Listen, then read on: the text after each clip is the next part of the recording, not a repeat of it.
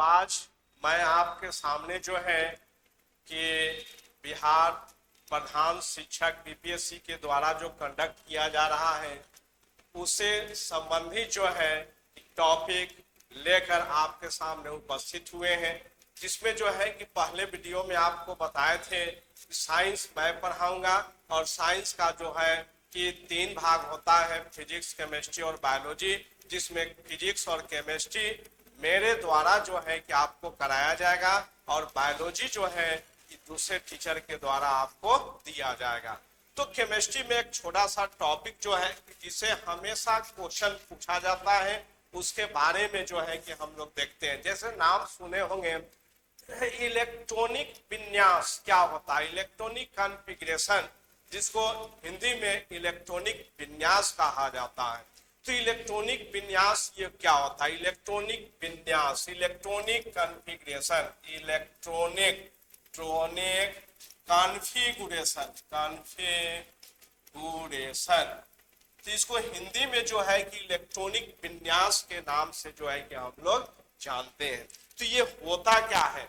तो इलेक्ट्रॉनिक विन्यास कहने का मतलब कि जितने जो एलिमेंट होते हैं सभी एलिमेंट में इलेक्ट्रॉन, प्रोटॉन और न्यूट्रॉन पाया जाता है। इलेक्ट्रॉन, प्रोटॉन और न्यूट्रॉन पाया जाता है। जितने भी एलिमेंट होते हैं सभी एलिमेंट में इलेक्ट्रॉन, प्रोटॉन, न्यूट्रॉन पाया जाता है। लेकिन एक एलिमेंट वैसा एलिमेंट है जिसमें इलेक्ट्रॉन, प्रोटॉन होता है लेकिन न्यूट्रॉन नहीं होता है, और उस एलिमेंट का नाम क्या है?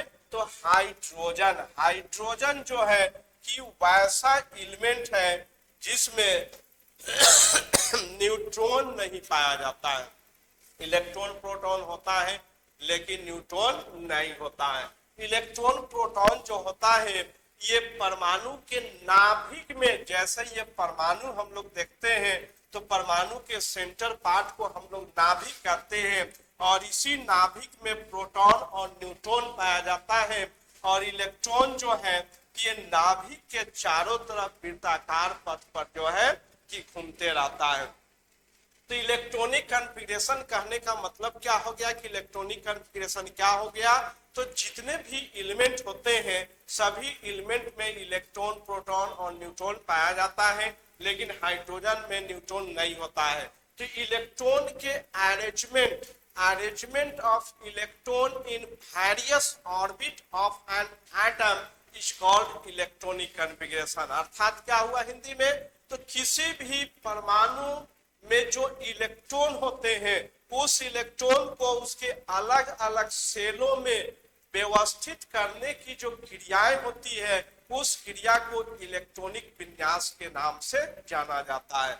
तो सेल की संख्या कितना होता है? तो सेल की संख्या जो होता है 7 होता है, जिसे K, L, M, N, O, P तथा Q के नाम से जाना जाता है। 7 सेल होता है, K, L, M, N, O, P, Q, 7 cell, जिसमें हम लोग को मात्र ये 4 सेल के बारे में जानना है कि K, L, M, N, ये 4 सेल के बारे में जानना है।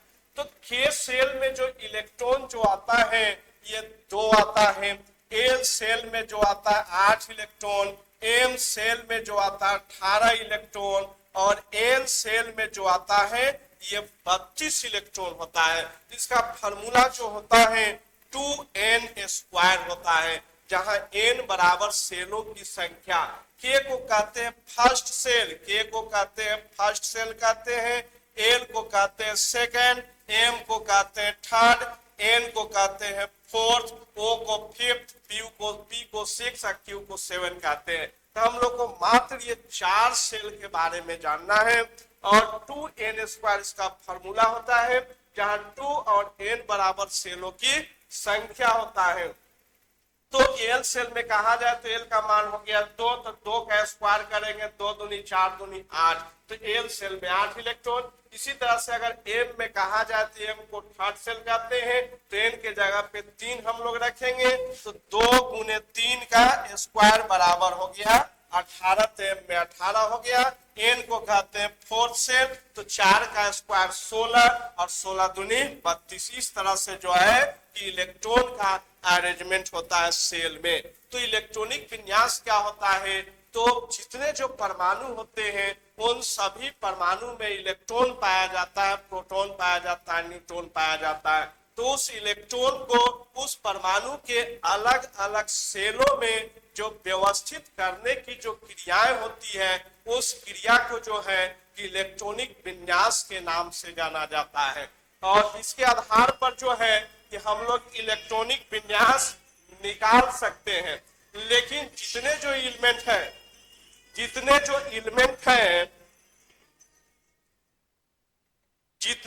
एलिमेंट है उन सभी एलिमेंट का इलेक्ट्रॉनिक विन्यास जो है KLMN से जो है कि नहीं निकल सकता है।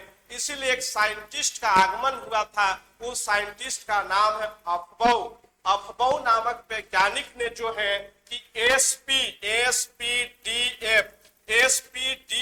जिसको हम लोग सबसेल कहते हैं, और इसी सबसेल के आधार पर जो है उन्होंने इलेक्ट्रॉनिक विन्यास का निर्धारण किया। और SPDF यदि आप समझ जाते हैं तो MKLMN के द्वारा जो है कि हम लोग जितने भी एलिमेंट है 118 एलिमेंट वर्तमान में जो है 118 एलिमेंट है, उन सभी एलिमेंट का इलेक्ट्रॉनिक विन्यास हम लोग आसानी से लिख सकते हैं। और इसके लिए जो है कि जानने के लिए जो है कि आपको मेरे साथ जो है कि जुड़ना होगा। बेहतर तैयारी के लिए जो है कि आपको मेरे साथ जुड़ना होगा। अब जैसे मान लेते हैं कि हम लोग सोडियम का इलेक्ट्रॉनिक विन्यास निकालते हैं, तो सोडियम का सबसे पहले जो है कि इलेक्ट्रॉन की संख्या कितना होता है, प्रोटॉन की संख्या कितना होता है, न्यूट्रॉन की संख्या कितना होता है,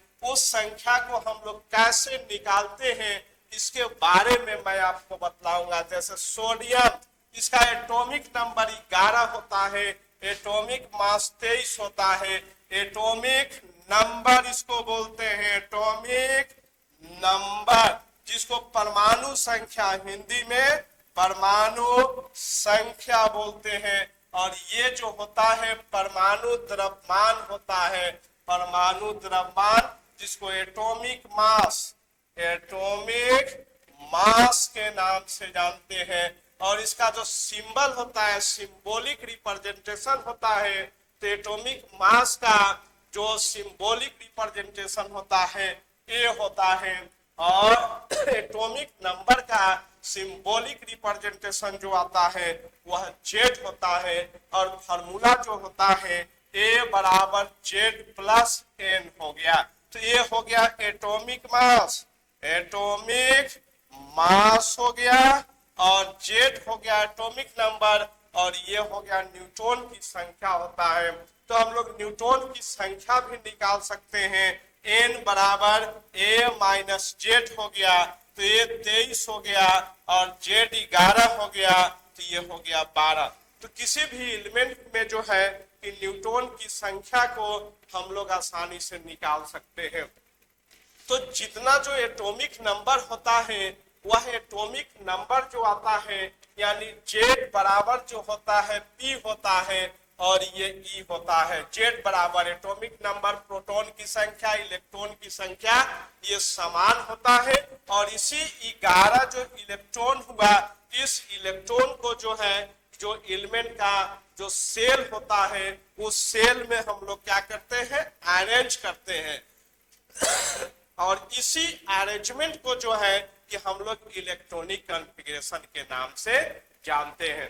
तो पहले मैं आपको बताऊं कि इलेक्ट्रॉनिक कॉन्फ़िगरेशन KLMN के द्वारा जो है कि 118 एलिमेंट को हम लोग आसानी से नहीं निकाल सकते हैं। तो इसको आसान बनाने के लिए जो है अफबाउ नामक वैज्ञानिक का आगमन हुआ, और उन्होंने सबसेल दिए, और सबसेल के आधार पर इलेक्ट्रॉनिक विन्यास निकाले। और ये आप जान जाते हैं तो आपको जो है सेल के द्वारा इलेक्ट्रॉनिक विन्यास निकालने में किसी भी प्रकार की कोई दिक्कत नहीं होगा।